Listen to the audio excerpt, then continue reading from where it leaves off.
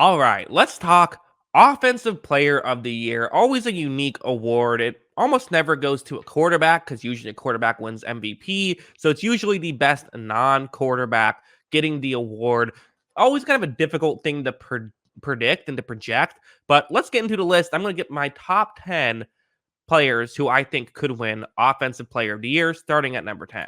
And honestly, this might be a hot take, but I am going Bichon Robinson here. I think Bichon is someone who is going to get a lot of touches. He's going to get a lot of carries. They want to, in many ways, just justify that draft pick. So I'm sure that's going to be a massive factor with Bichon. And I think he's someone who will still be a good running back right away. Even me, who did not like that draft pick, I think he is going to help them and is going to be someone who right away will be able to pick up a ton of yards. I think it's, for whatever reason, people don't love to give rookies awards that aren't Rookie of the Year. I don't know why, but that does seem to be a thing across all sports. Like, back when Aaron Judge didn't win MVP his rookie year, like it's weird, but it happens. But at the same time, if he's clearly the best running back in football, and there isn't a receiver that you have to give it to, I could see it happening with Bichon.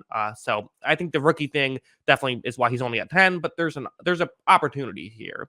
Number 9 is Josh Jacobs. Josh Jacobs is someone who, the thing about Josh Jacobs and why he probably won't win it is I just don't know how good the Raiders are going to be. And I feel like if they're not getting the media attention, I mean, he was debatably the best running back in football last year, but no one talked about him winning it last year either, really. So that's kind of the main thing that puts him down on this list, but he's still going to get a ton of yards and be a really good player for the Raiders. So yeah, I have him at number 9. Number 8, Stefon Diggs, who is someone who always racks up some yards. Although, again, to win Offensive Player of the Year, usually you need around like 1,700 yards, which he hasn't done in his career yet. But maybe this is the year. It's possible. And again, he will get the media attention if he does that. If he's leading the league in receiving yards, people will talk about it, and he could potentially find a way to make it happen. So he's at number 8.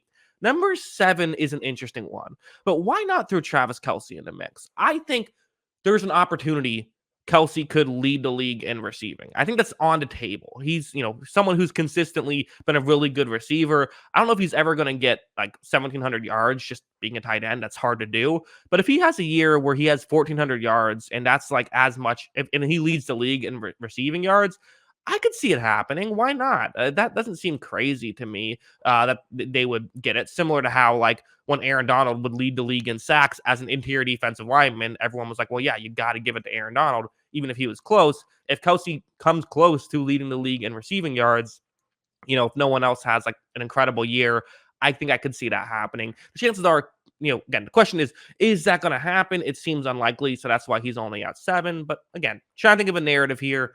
That is the narrative.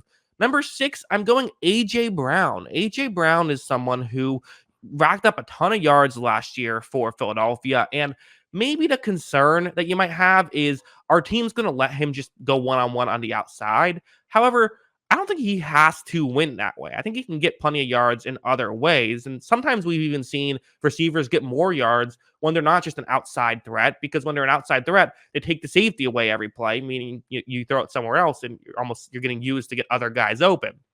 With this scenario, maybe he will rack up yards. We saw that with Tyreek Hill, who got the most amount of yards he's gotten in his career in that 1 year with Miami. So for A.J. Brown, there's absolute potential for him. Again, he is someone who does get banged up, so he'll have to play all 17 games. That is a concern, but it's been a match made in heaven for Philadelphia, so it's totally possible. Moving on to number 5, we're going to go with Nick Chubb of the Cleveland Browns. Maybe one of the most underrated players in football. He's definitely, you got to be on the all underrated team, as there was a point when I called him the best running back in football. I don't know if I would do that now, but he's certainly still in the conversation. He's an incredible player. I do think that there's a chance the Browns could be good next year.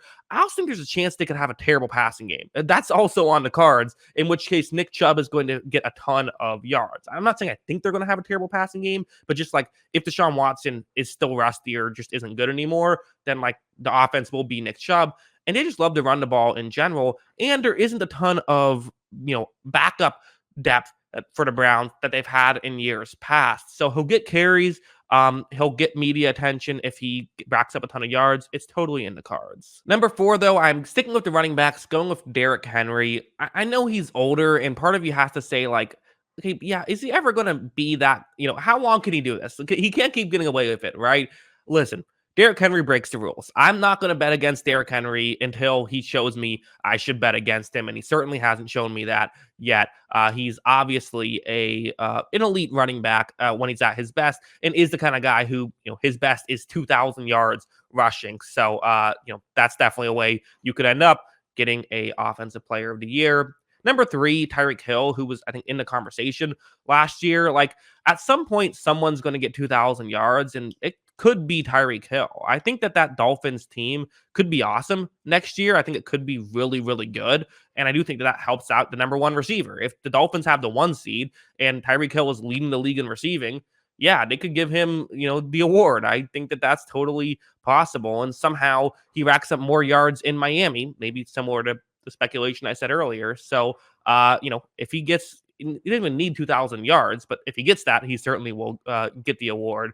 Definitely someone who's a contender. And number two is kind of in the same vein, Justin Jefferson, another guy who, like, yeah, it's not crazy. I think he could rack up a 1,700, 1,800, 2,000 yard season. Like, that's in the cards for Jefferson, especially now that, like, last year they had Thielen. Thielen didn't seem play that well, but he still got some targets, but also didn't take that much attention off of Jefferson. So the way that they use Jefferson is very similar to how the Rams use Cooper Kupp, but I think Jefferson is better as a pure outside receiver than Cooper Kupp is, while also getting used in these unique ways. And that's going to be their offense. They don't have a great running game this year. They don't have a great defense this year. So they're going to be throwing a lot.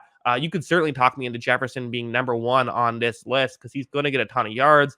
But I put one guy ahead, and that guy is San Francisco's own Christian McCaffrey, who I just think they're going to use him a lot. I really do. They don't just have one guy play all their snaps, and that's maybe the concerning thing about putting him one is he going to get the bulk stats that other players get? But I don't know if he necessarily needs a ton of carries to lead the league in rushing. Obviously, you need a good amount, and if Derrick Henry gets 30 a game, you're not going to lead the league in rushing, but he's also going to have a ton of receiving stats. He's going to be getting media attention left and right. If the 49ers are the one seed, which is totally possible, he's going to be the guy that they mostly talk about probably if he stays healthy. So there's some concerns about putting Christian McCaffrey number one. You could certainly talk me into Jefferson being one, but I think that he has the best odds of getting it. But those are my thoughts. What are your thoughts? Let me know in the comments below. What do you think about this crazy list? Do you agree that Christian McCaffrey should be one, or am I out of my mind? Let me know in the comments below. And who did I not put on the list that I should have? Always, I'm hearing from you. And of course, as always, thanks for watching.